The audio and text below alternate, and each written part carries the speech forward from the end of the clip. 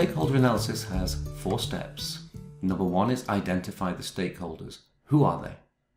Number 2, prioritize the stakeholders. We do that according to their power and their influence, and I'll show you how to do that shortly. Next, we stop and think, what do they need? What are they worried about? Why do they feel this way?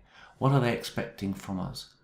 And then we create a plan to manage their expectations and address their fears.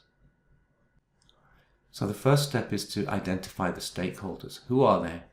Obviously, within the community, you will have your target group, the direct beneficiaries of the project, the people who are facing the problem that you've analyzed, but you'll also have other community members.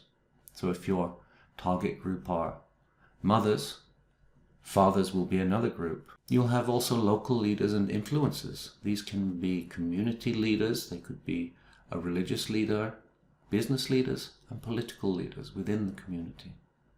Government is very likely to have some kind of stake in the project, whether that's the ministries, in which case you would need to have each ministry as a separate stakeholder. It may be local government, or it may be various social services such as health or mental health and so on. There may be other institutions to consider. CSOs and NGOs, financial institutions, lending institutions and banks, religious institutions and churches, commercial institutions and businesses.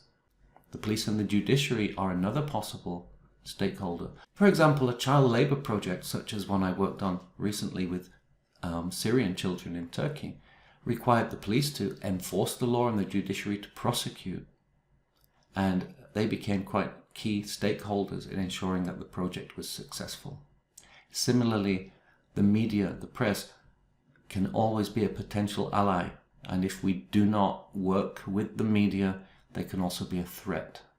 And of course, your donors are also stakeholders, and their opinion matters too, and managing their expectations is very important for us. So your task now is to identify your stakeholders for your extended assignment. Pause the video and make a list of all of the people who have a stake in the situation you've been analyzing. And they will be the people who can be affected by any initiative you take, and people who can affect what you do. So it works in 2 ways. Make a list of all of your stakeholders. After we've brainstormed all of our stakeholders, and we have them, all their names there, who they are, the institutions and the people who can be affected or can affect us, we then need to prioritize them. And we do this using a stakeholder analysis matrix. The matrix has 2 aspects. One is the level of power and influence of the stakeholder, and the other is the level of interest. Level of power and influence is the ability of that stakeholder to affect your project, whether positively or negatively. And of course, in the other direction, level of interest asks how much will that particular stakeholder or stakeholder group be affected by whatever initiative you take. And these can be high, medium or low. And we plot each stakeholder on the matrix. Now you'll notice we have 4 sections to the matrix. Let's start in the top right. Those who have high power and high influence. What's our general approach to those people? We have to manage them closely. They're going to be affected in a strong way by whatever we do, and they can have a strong power over us. What about the yellow group? High interest, but low influence. Okay, so they're likely to be affected, but they don't have much power to affect us, but we do need to keep them informed. What about those with low influence and low interest? There's not much they can do. They won't be bothered much either way, whatever we do. Well, we still need to monitor them. Perhaps their power will increase or their perspective on what we do can change. And those with low interest, they're not much affected, but they do have a lot of power. We have to keep those people happy.